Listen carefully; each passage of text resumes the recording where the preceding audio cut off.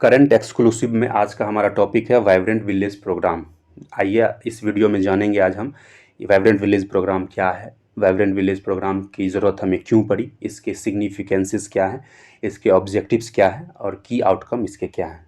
Video में आगे बढ़ने से पहले मैं आपको बता दूं कि 67th बीपीएससी प्री में एक क्वेश्चंस आया हुआ है वाइब्रेंट विलेज प्रोग्राम से।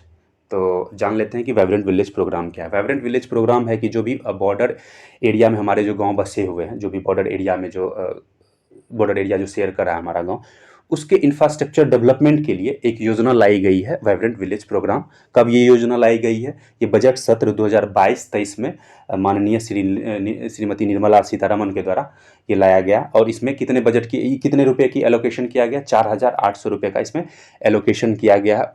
किस चीज़ के लिए एलोकेशन किया गया? वहाँ पे इंफ्रास्ट्रक्चर डेवलपमेंट के लिए। ये इंफ्रास्ट्रक्चर डेवलपमेंट जो होगा कहाँ पे होगा? ये हमारा होगा अरुणाचल प्रदेश, हिमाचल प्रदेश, सिक्किम, उसके बाद फिर एक जो है हमारा यूनियन टेरिटरी है, लद्दाख है, और उत्तराखंड है। तो एक यूनियन टेरिटरी और 4 स्टेट है। वो उन सारे गाँवों में क्या किया जाएगा, जो बॉर्डर वाला एरिया है उसको डेवलप किया जाएगा। कुल मिलाकर के 2,963 गाँव को इसमें टारगेट में रखा गया है। और 2,963 गाँव में स्टार्टिंग में क्या किया जाएगा? स्टार्टिंग में सिर्फ जो है 663 गाँवों को, जो फर्स्ट फेज है 663 गाँव में क्या किया जाएगा, ये सारी सुविधाएं जो इंफ्रास्ट्रक्चर डेवलपमेंट का काम किया जाएगा पहले फेज में। और इसकी जो विधिवत रूप से शुरुआत हो गई है अरुणाचल प्रदेश में, अरुणाचल प्रदेश के किबुथु में अमित शाह जी ने कर दिया है। ठीक है, तो देखते हैं कि ये इसकी ज़रूरत हमें क्यों पड़ी, ये क्या है ये तो हम जान लिए कि इसकी ज़रूरत क्यों पड़ी।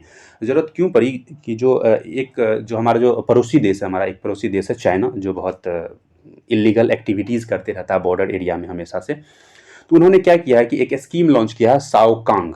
ठीक है, एक स्कीम लॉन्च किया है, उसका नाम है XIAOKANG।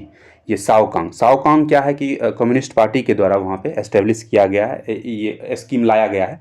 इस स्कीम में क्या किया गया है कि $4.6 बिलियन की जो बजट है, राशि जो है वो आवंटित की गई है। अब $4.6 बिलियन में क्या किया जाएगा? वहाँ पे जो रेल ट्रांसपोर्ट है, बस ट्रांसपोर्ट्स हैं, बिल्डिंग कंस्ट्रक्शन है, वो पावर ग्रिड है, इन सारे चीज़ों पे वहाँ पे क्या किया जाएगा? खर्च किया जाएगा। ठीक है, और वहाँ पे क्या किया जाएगा कि ये खर्च कहाँ पे किया जाएगा कि 600 गांव बसाया जाएगा। 600 गांव जो बसाया जाएगा उसमें $4.6 बिलियन उसमें इन्वेस्ट किया जाएगा। उसमें क्या है कि ये 600 जो गांव है उसमें चाइना का तो गांव है ही, उसके अलावा क्या है कि भारत का भी कुछ ऐसा एरिया है जिसको क्या किया है कि उसमें अपने साओकांग स्कीम में क्या किया, उसमें भी उसको इंक्लूड किया। उसके अलावा जो भूटान के भी कुछ भाग हैं उसको भी इंक्लूड किया। इसके अलावा इन्होंने जो हिमाकत की है कि जो ऑफर किया है एक तरीके से भूटान को, भूटानीज लोगों को, कि आप आइए, मेरे जो 600 गांव है जो हम बसाए हुए हैं उसमें आप आइए, आपको ऑफर दे रहे हैं और आपको आने के एवज में 30.1 बिलियन युआन, आपको युआन की धनराशि आपको दी जाएगी। ठीक है,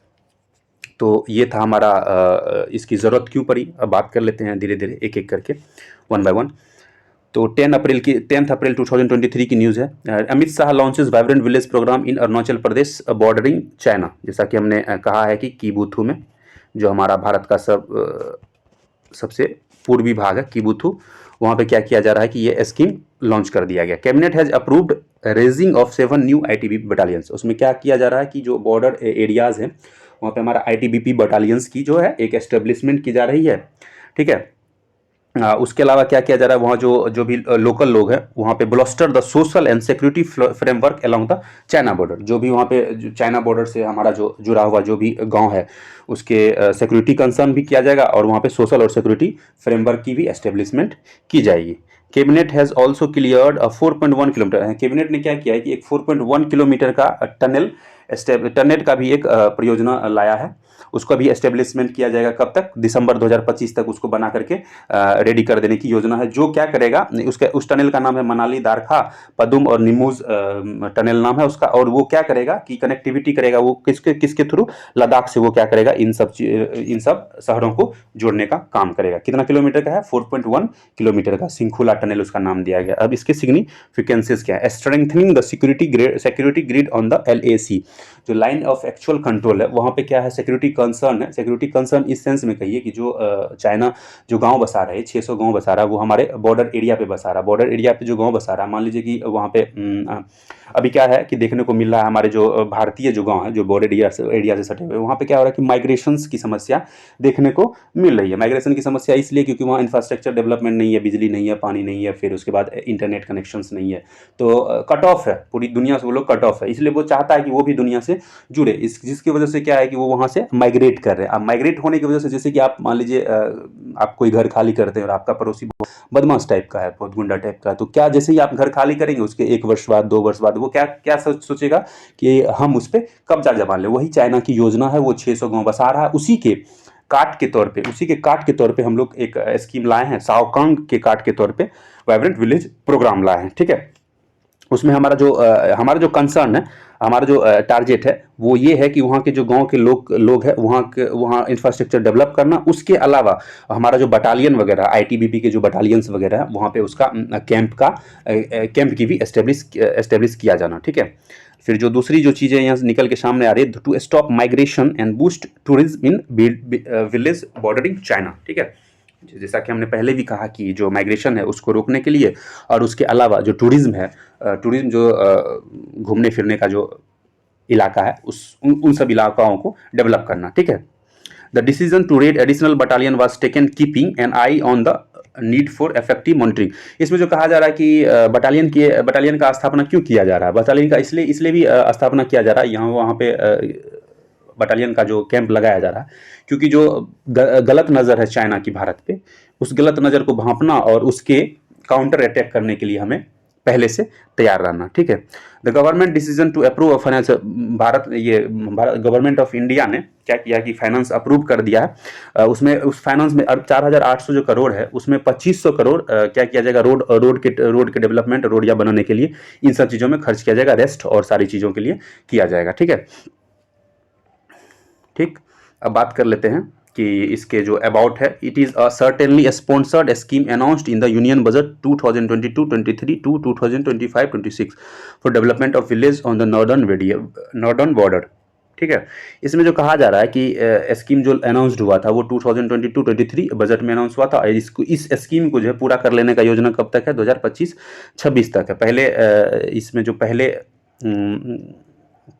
पहले कतार में इसको 663 गांव है, फिर उसके बाद 2,963 गांवों को इंक्लूड करने की योजना है टोटल। ठीक है, उसमें क्या करना है कि वहाँ की जो क्वालिटी है, स्टैंडर्ड ऑफ लिविंग है वहाँ के लोगों का, वो बढ़ाना है, और सारी जो सुविधाएं हैं वो सारी मुहैया करवानी है। ठीक, it will cover 2,963 villages with 663 of them to be covered in the first phase. First phase में क्या किया जाएगा, 663 गाँव को इंक्लूड किया गया है, और टोटल कितने गाँव को डेवलप करने की योजना है, 2,963। और ये क्या कर रहा है, चाइना क्या कर रहा है, 600 गाँव डेवलप करने का योजना बना रहा है। It will cover the border area of Himachal. ये कौन कौन से किसके एरिया को कवर कर रहा है, हिमाचल प्रदेश हो गया, आपको उत्तराखंड हो गया, अरुणाचल प्रदेश हो गया, सिक्किम होगा, और एक यूनियन टेरिटरी है लद्दाख।